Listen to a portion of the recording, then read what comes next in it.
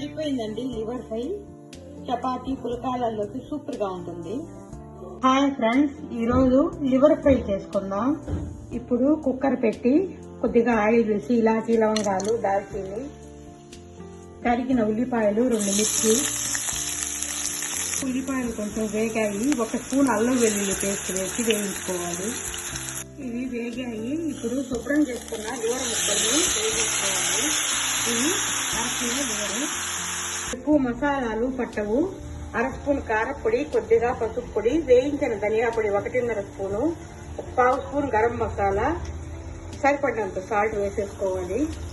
ఇప్పుడు 2 స్పూన్ల పెరుగు వేసుకోవాలి. ఈ పెరుగు వేయడం వల్ల నీసు వాసన ఉండదండి.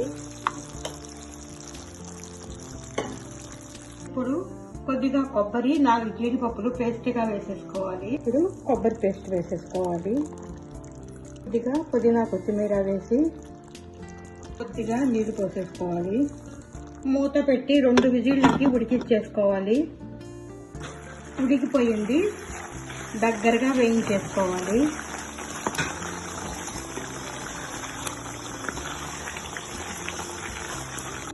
అయిపోయిందండి లివర్ ఫ్రై. చపాతీ పులకాలలోకి సూపర్ గా ఉంటుంది.